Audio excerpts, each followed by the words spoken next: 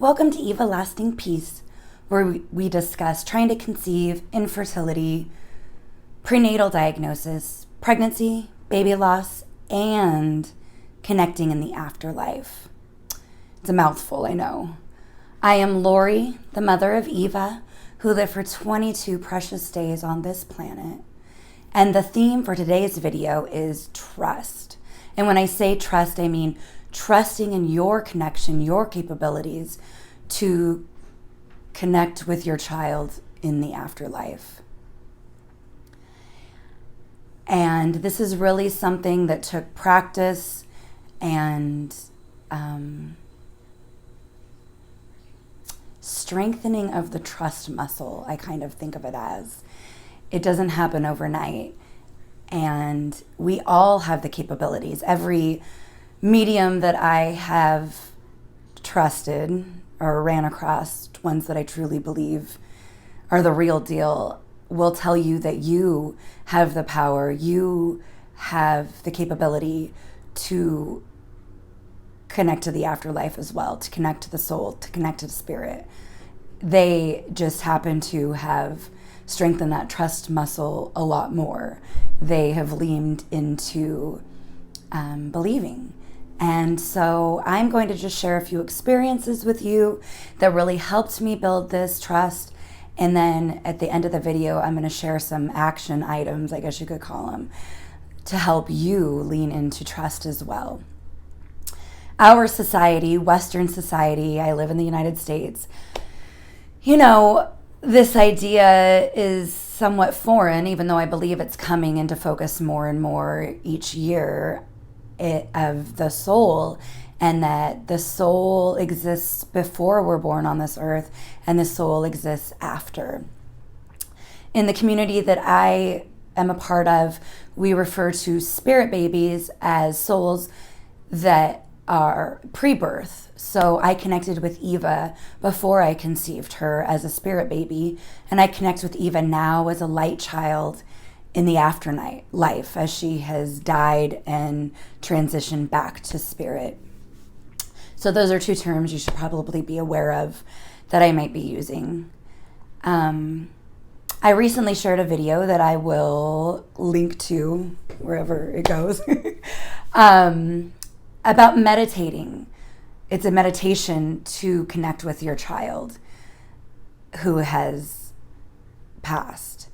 And I just barely touch on the idea of trusting. And so when you do this meditation, I just want you to really work on and believe that the connection that you're making is real. That's one way you can lean into this trust, is by trusting. It sounds so simple, right? And I know it's not simple. It takes practice, and it takes dedication, and it takes keep coming back to this idea. And really, the more you do it, the more you're going to believe. So in the beginning, before I conceived Eva, I would say I believed in the soul and that the soul lived on, but it wasn't really something that I was interested in understanding much about. And of course, when your child dies, you want to know that they're safe and that they feel your love. And I can see why so many of us dive into this understanding of the afterlife after we lose a child. I was very nervous. It's taken me almost 4 years to really come into my own and really start discussing this publicly, my connection and my communication with Eva, because I didn't want people to think that I was just some desperate, bereaved mother clinging to her child. And I didn't want anyone to tamper with what I knew to be true. And that was that I really was communicating with Eva, and she was bringing me the most comfort of anything, having this connection still to my daughter. And it's sacred and it's pure. And I didn't want to deal with any sort of comments or pushback from anyone judging where I was at. But now I'm confident. I trust so deeply. And I know that it's part of our journey together for me to share this information so that other bereaved parents can trust as well. So that's why we're here today, to talk about trust. Like I said, I communicated with Eva before I even conceived her. And when I shared this with one of my friends, we laugh now because the first time I said, I connected with my daughter in meditation. And this was 3 years into a trying to conceive journey that was very difficult. And here was this daughter coming to me saying, I'm coming soon. And my friend said, were you high? Because it sounds out there, right? But I knew in my heart of hearts it was real. I had to actually have that positive pregnancy trust to, I think, solidify it for myself. Because was I going crazy?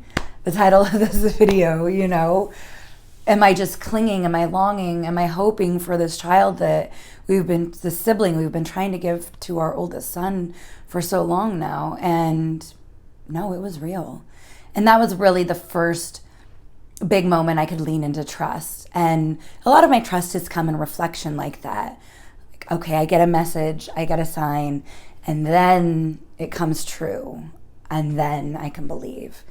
But as the years have come on, I just believe it because I've had so much interaction, so many different messages, so many different signs that there's just absolutely no way to deny it. And when I share this with the bereaved parent community, I realize that really more often than not, people believe this too. We just don't discuss it enough. So as we're all learning to recognize grief and recognize that it's been a taboo topic that we're trying to bring to light and understand all the different ways it can affect our life, I also want to bring to light this taboo topic of spirituality and connecting with our loved ones that have died. And in this case, it's our children who have died. Because it's real, and there's really no denying it in my mind. So I just think it was such a gift to be able to help other parents come to this realization and this understanding. And it's not worth, standing back. It's time to come into the light and share this. So here we are. So, that first big moment of learning to trust, of course, was when I was pregnant with Eva and found out she was a girl.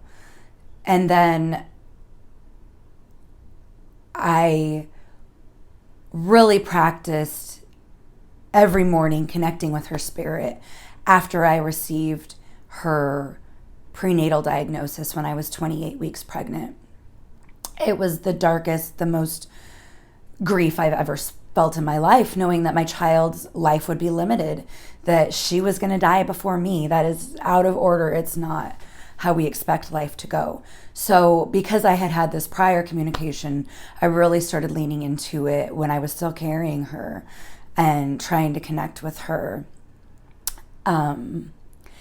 And one little amazing thing, so I don't know if it was the week before or the day of, I can't quite remember the timeline of this, but I have this amazing oracle deck that I refer to as Eva's deck.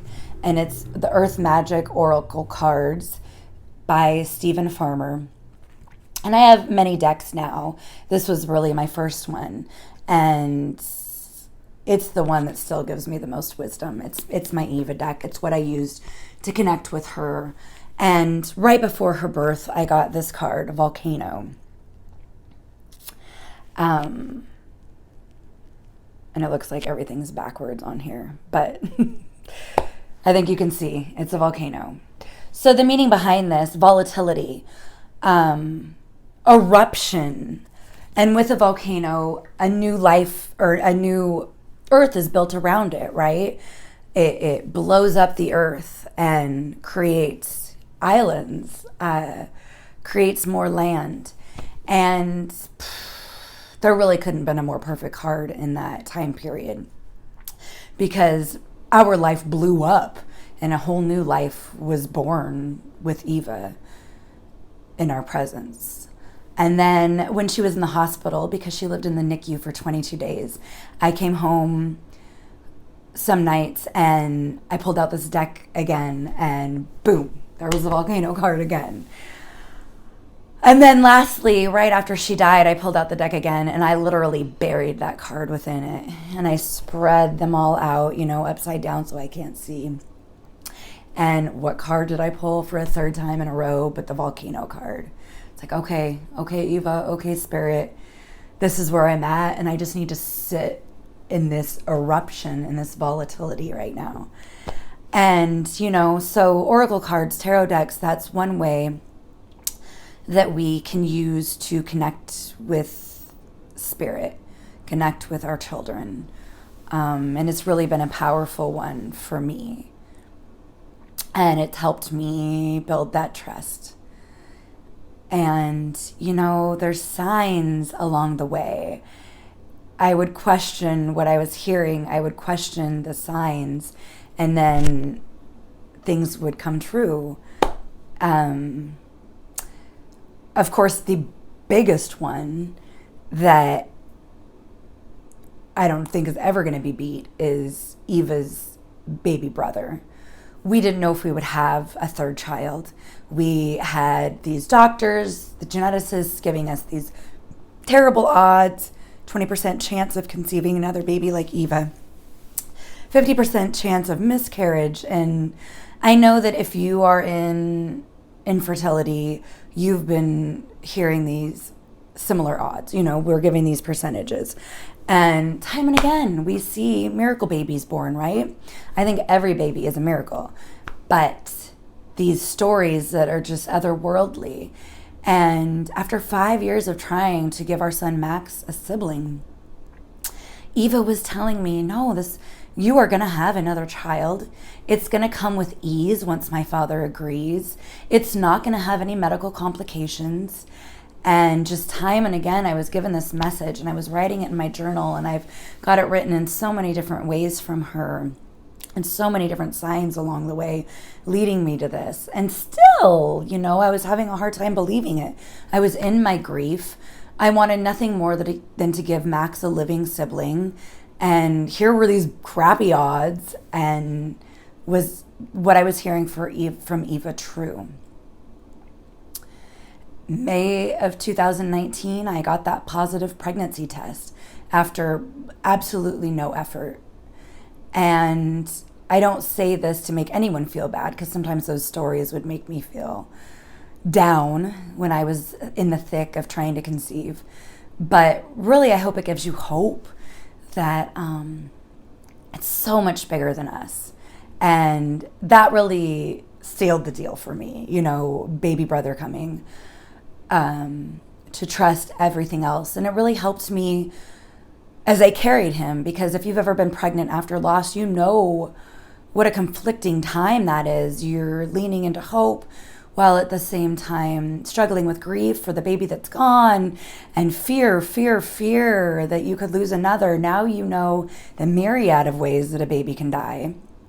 And Eva was there giving me the greatest comfort while I carried her baby brother, that he would be okay. One sign that I get from her is painted rocks. I live in a community where people paint these beautiful rocks and hide them on hiking trails, and they're so fun to find for the kids and adults too. And when I was pregnant with Leo, I kept finding all these beautiful messages. I even found a little boy painted on a rock. And I kept all those rocks, and my husband and I just stumbled upon the box that I saved of them, because they have so much meaning and they gave me so much hope. And I know that it was Eva. Maybe she wasn't painting these rocks and laying them for me, but she was taking my gaze there. I was finding the rocks I needed. I found a rainbow rock, for goodness sakes, before we had even done the genetic testing to know if Leo had Eva's chromosomal abnormality, or if he was a carrier of himself, which he's not even a carrier, which is another miracle. But here I received this rainbow rock, just so much beauty, songs. I will definitely do a whole video on signs that I've received because they're super powerful and they have helped me lean into trust. And when you start believing, then more signs come, more communication comes. Once you build the trust, more unfolds in front of you. So, my goodness, I try not to make these videos too long so that they're ingestible, but I see that I'm already at the 15-minute mark, and I want to give you some action items to help you build this trust. And one of them was to meet with experts, to meet with mediums, to have tarot readings, I had a shaman soul retrieval the day before Eva's first birthday that was extremely profound. And when I would get these messages from these mediums, these people who are intimately connected with spirit, that really helped me build the trust. And I started to realize that they were giving me the same messages I was receiving myself. And it really got to a point where I didn't need to keep going to these people because it was within me. I had the capability to hear what they were telling me. And that was really deep and profound. I've taken courses. I've worked with Kelly Meehan, who's a spirit baby medium and my biggest mentor. I worked with Kate Street, who wrote a book called What All Spirit Babies Want Their Mamas to Know, which is a digital book you can find. Books. I read many books. I really highly suggest finding books that resonate with you written by mediums. Laura Lynn Jackson has wonderful books. Many Lives, Many Masters is a profound book that helped me. Spirit Babies, of course, is a go-to by Walter Makitchen. And I have a whole list on my website. I'll try to remember to link that below in the video description. And that list is always growing. I really need to update it. It's an ongoing book list of resources because the more I would read, the more I understood and the more I could trust. So going to mediums or shaman or tarot card readers or this or that, energy workers, having acupuncture done, massages, anything that helps relax. We carry grief in our body, right? So calming the body to lean into the mind. Meditating consistently. In that first year of grieving Eva, would roll out my yoga mat every morning and meditate and receive messages from her. And you'll hear me say this all the time, but it was really profound. And being on that schedule, that consistency, really, I know, helped open me up to her. And then have a journal. I have this really awesome journal that has stars are my sign for Eva, always and forever. I sang her Twinkle Twinkle Little Star before I even knew she had complications. She's just my star girl. And look at that. Evalasting peace, y'all. So this is my journal now that I keep and write down the profound messages that I receive from Eva. Keep a journal with you when you meditate. Whatever comes to you, write it down. If it seems wild and out there, I don't care. Write it down because you're going to be blown away by reflection and what you realize comes true from these. And it might not make sense in the beginning, but it will make sense. I can guarantee you that further on down the road.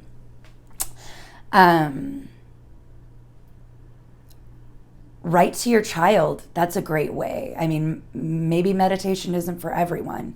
You aren't going to receive your messages the same way I do. You aren't going to receive your signs the same way I do.